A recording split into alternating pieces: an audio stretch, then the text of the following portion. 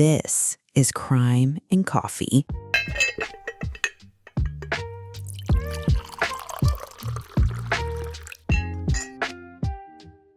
Welcome back to Crime and Coffee, everyone. Grab your favorite mug, settle in, because today's case is, well, it's a chilling reminder of the dark corners of our digital lives. Indeed, Lisa. Today, we're dissecting a case that isn't about a hidden alleyway or a locked room, but about the insidious landscape of online deception. It's a story of manipulation, betrayal, and the profound vulnerability of young people navigating the internet. And it's one that really hits home, doesn't it? Because almost all of us, or certainly our kids, are online. It makes you wonder who you're really talking to. Precisely. We're talking about Max Hollingsbee, a name that, until recently, was just another young man from Lurgan, County Armagh. But beneath that ordinary facade lay a predator who exploited the very trust and connection that social media promises. Imagine, if you will, the seemingly innocuous act of a teenager receiving a friend request online. Perhaps from someone new, someone who seems to share their interests, someone engaging and complimentary. It's a common occurrence in our hyper-connected world. But what if that seemingly harmless connection was in fact the first step into a web woven by a calculating and cruel individual, designed not for friendship, but for exploitation? The digital wolf in sheep's clothing. Exactly. For nearly 2 years, from the tender age of 17 to 19, Max Hollingsbee meticulously constructed a world of lies. He wasn't looking for a quick score or a one-off scam. He was building relationships, cultivating trust, all with a single horrifying endgame: to coerce, to control, and to ultimately to sexually exploit. His victims, predominantly young women from across England, were lured into a digital trap, a sophisticated catfishing operation that would leave them with profound, lasting scars. It's so hard to wrap your head around, Frank. When we talk about victims in these cases, it's easy to just see them as numbers. But these were real girls, real young women. Can you give us a sense of who they were, without, of course, revealing any identifying details? That's a crucial point, Lisa. These weren't anonymous online profiles. They were individuals with hopes, dreams, insecurities, and the natural desire for connection that defines adolescence and early adulthood. They were using platforms like Wiz, Snapchat, and Instagram, platforms where young people connect with friends, share their lives, and explore their identities. Imagine a girl, perhaps a bit shy, or one who's feeling a little isolated, finding someone online who truly seems to get her, someone who listens, who compliments, who builds her up. The kind of attention any young person craves. Precisely. These victims, by all accounts, were trusting. They were navigating the complex social landscape of their age, and they encountered someone who presented as understanding, charming, perhaps even vulnerable himself. This created a powerful illusion of intimacy and safety. They might have been sharing details about their day, their worries, their crushes, the typical conversations of young people. They were human beings, drawn into what they believed was a genuine connection, only to have that trust brutally weaponized against them. It really underscores how insidious this type of crime is. It preys on fundamental human needs. It absolutely does. And it's important to remember that the psychological impact of such a betrayal can be devastating. Beyond the physical act of coercion, the emotional fallout of realizing the person you trusted was a fabrication designed solely to exploit you can shatter a person's sense of safety and self-worth. The timeline of Max Hollingsbee's offending stretches for almost 2 years, from 2021 to 2023. This wasn't a spontaneous act. It was a carefully constructed, evolving pattern of abuse. It began, as we mentioned, with the initial contact. So he'd send a friend request or slide into DMs. Exactly. He'd initiate contact on platforms like Wiz, Snapchat, Instagram, often using fake profiles. He'd craft these profiles to appear relatable, to match the interests of his intended targets. He'd spend time building rapport, establishing that sense of trust. It might start with casual conversation, sharing memes, talking about school or hobbies. He was patient. He was grooming them. Precisely. The grooming phase was critical. He'd flatter them, compliment their appearance, their intelligence, their sense of humor. He'd create an environment where the victim felt comfortable, seen, and valued.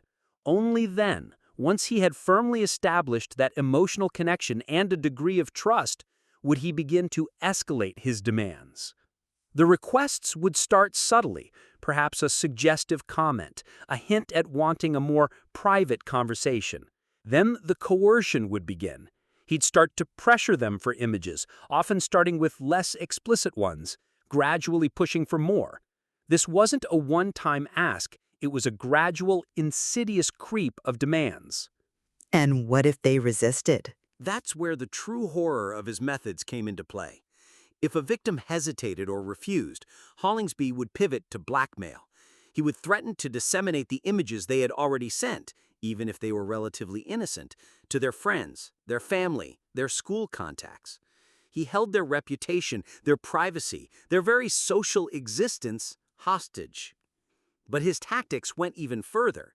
In some truly disturbing instances, he resorted to hacking. He'd gain unauthorized access to private areas of victims' social media accounts, stealing images they hadn't even intended to share with him. This meant that even if a victim hadn't directly sent him an explicit image, he could still obtain them, adding another layer of terror and powerlessness. So he didn't even need their consent to get the images. He just took them. That's beyond chilling. It demonstrates the level of his depravity and technical sophistication. And the fear he instilled was immense. Imagine a young person discovering their most private moments are now in the hands of a stranger who is threatening to expose them to everyone they know. The emotional toll would be astronomical. It caused, as the court heard, significant fear and distress, leaving victims feeling petrified and crying themselves to sleep. And it wasn't just minors, right? Correct. While the majority of his victims were girls under 18, he also targeted and obtained images without consent from one young woman who was over 18. This underscores that his methods transcended a specific age group. His aim was exploitation, regardless of legal age, though the charges naturally differed. He wasn't just interested in the images. He was interested in the power, the control, the psychological torment he could inflict. So how did this elaborate, hidden world of digital abuse finally come to light? The initial alarm was raised in October 2022, when Surrey police contacted the Police Service of Northern Ireland, or PSNI. A 15-year-old girl had bravely reported being groomed by an 18-year-old who she believed was a 16-year-old boy. This crucial report was the first crack in Hollingsbee's carefully constructed facade. So one brave victim spoke up, and that's what started the ball rolling? Exactly. This courageous act by a young victim was the catalyst. Following urgent investigative inquiries, the PSNI detectives quickly pinpointed Hollingsbee's address. On November 11, 2022, Max Hollingsbee was arrested for the first time. During his arrest, his electronic devices were seized. This was a pivotal moment. What investigators uncovered on those devices was staggering. Thousands of photos and videos of underage girls engaged in sexual acts. These images, as we've discussed, had been obtained through blackmail or by hacking their social media accounts. Thousands? That's an almost unimaginable scale of abuse. And it wasn't just for his own viewing, was it? No, it wasn't. The investigation revealed an even darker layer to his crimes. Messages linked to his accounts showed Hollingsbee communicating with other child predators, negotiating payments for content, and chillingly, boasting about his vast collection of indecent images and videos. He was actively participating in a disturbing online marketplace for child sexual abuse material. He was financially benefiting from this then? He wasn't just a lone predator, he was part of a network, supplying others. The court heard that he was indeed financially benefiting from his exploits. And yes, the messages indicated he was engaging with others, selling and distributing these horrific images. What's more, once payment was received, he would then blackmail the buyers themselves, threatening to report them to the police if they didn't send him more money. It was a vicious, self-sustaining cycle of exploitation and extortion. Despite his initial arrest, the investigation continued to uncover the full extent of his depravity. And shockingly, he didn't stop. Max Hollingsbee was arrested again on April 7, 2023. He had broken his bail conditions from the initial arrest and had continued his offending, showing a blatant disregard for the law and the harm he was inflicting. Unbelievable. He just kept going. It speaks to a profound lack of remorse, doesn't it? It certainly suggests a deeply ingrained pattern of behavior and an addiction to power, control, and sexual satisfaction, as the court heard. This second arrest led to further evidence, solidifying the case against him. The PSNI, in collaboration with other UK police services, had built a robust and complex investigation, meticulously piecing together the digital trail of his crimes. And that collaboration must have been key, given the victims were spread across different regions. Absolutely vital. The digital nature of his crimes meant victims were geographically dispersed, making interagency cooperation essential for gathering evidence and identifying more victims. The diligence of the officers involved and their ability to navigate the intricacies of online forensics was instrumental. Many of the children were too afraid to speak to their parents or guardians about the abuse and were only identified by police through the evidence located on Hollingsbee's devices. With the overwhelming evidence gathered by the police, Max Hollingsbee eventually faced the consequences of his actions. He pled guilty to a staggering total of 42 charges. 42 charges? That's an enormous number. What kind of charges were they? The charges were comprehensive, reflecting the full scope of his crimes. They included blackmail, possessing indecent images of children, distributing indecent images of a child, sexual communication with a child, inciting a child to engage in sexual activity, and unauthorized access to computer material. He entered guilty pleas to 28 charges in September 2024, and then an additional 14 charges in March 2025. On May 9, 2025, at Craigavon Crown Court, the 21-year-old Max Hollingsbee was sentenced. Judge Donna McColgan handed down a sentence of 5 years and 2 months. He will serve half of that time, 31 months, in prison, and the remaining half on license. He was also made subject to a sexual offenses prevention order for 10 years and will remain on the sex offenders register for the rest of his life. 5 years and 2 months? For such a vast and prolonged period of abuse affecting so many young lives, does that feel like justice, Frank? That's a question many people grapple with when it comes to online sexual offenses. The Public Prosecution Service for Northern Ireland, or PPSNI, through Catherine Kierans, the head of their serious crime unit, lauded the devious sophistication of Hollingsbee's offending and praised the robust and complex investigation that brought him to justice. They highlighted that securing guilty pleas spared the victims the trauma of testifying in court, which is a significant consideration in these cases. That's an important point. Avoiding further trauma for the victims is paramount. Indeed. The PSNI and PPS have emphasized that there is no hiding place for abusers, sending a clear message to those who think they can operate with impunity online. Detective Inspector Chris Fleming, speaking after the sentencing, described Hollingsbee as a child predator who inflicted serious and long-lasting harm. He also stressed the evolving nature of such crimes, warning parents that perpetrators are becoming younger and more tech-savvy, and that not everyone online is who they say they are. It sounds like a strong message from law enforcement, but the human cost, that's where the real tragedy lies. Absolutely. The PPSNI statement also acknowledged the lasting harm and the difficulty in trusting others that online grooming and abuse can inflict on young people. This speaks to the profound psychological impact that extends far beyond the duration of the crime itself. So, Frank, as we wrap up today's incredibly difficult case, what are the key takeaways for you? Beyond the shock and horror of what Max Hollingsbee did, What lessons can we draw from this? For me, Lisa, this case is a stark and undeniable illustration that catfishing is not merely a precursor to financial fraud.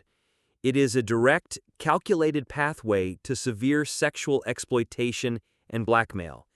This is a critical distinction that needs to be understood. The deception in romantic contexts online is a potent tool for digital abuse and, terrifyingly, child predation. And it highlights that online predators aren't just lurking in the shadows, they're actively creating relationships, building trust, and weaponizing it. Precisely. It challenges the traditional image many people have of predators. As Detective Inspector Chris Fleming noted, it's not always the creepy old man hanging around play parks. It's often someone who appears to be a peer, someone who engages in seemingly normal online interactions. This case screams the need for comprehensive public safety campaigns that explicitly warn against the risks of sharing any intimate content online and unequivocally state that such demands constitute criminal activity. It's not just a breach of trust, it's a crime. And for young people especially, the message needs to be loud and clear. If anyone online, no matter how much you think you know them, asks for intimate images, that is a red flag, and it's a criminal. Absolutely. And we need to empower young people to report these demands to trusted adults, parents, teachers, guardians, without fear or shame. The fact that many of Hollingsbee's victims were only identified through the evidence on his devices because they were too afraid to speak to their parents is heartbreaking. This underscores the desperate need for safe reporting mechanisms and for adults to foster open communication with young people about their online lives. It's about creating a space where they feel safe to disclose something so deeply personal and potentially humiliating. And the support for victims, it needs to be robust, addressing the psychological trauma, not just the technical aspects of the crime. Exactly. The lasting harm that the PPSNI mentioned is the real legacy of these crimes. It's not just about the images. It's about the shattered trust, the anxiety, the difficulty in forming new relationships. Victim support services must be equipped to handle this complex psychological trauma. This case serves as a grave reminder that online safety isn't just about privacy settings. It's about understanding human vulnerability and the very real dangers that exist when trust is weaponized in the digital realm. It's a heavy thought to leave our listeners with, but a vital one. It's about vigilance, open communication, and reinforcing that there's nothing to be ashamed of if you're a victim of such a sophisticated and cruel deception. And that the responsibility lies solely with the abuser, never the victim. On that somber but crucial note, we'll wrap up this episode of Crime and Coffee. Thank you, Frank, for shedding light on such a vital and disturbing case. My pleasure, Lisa.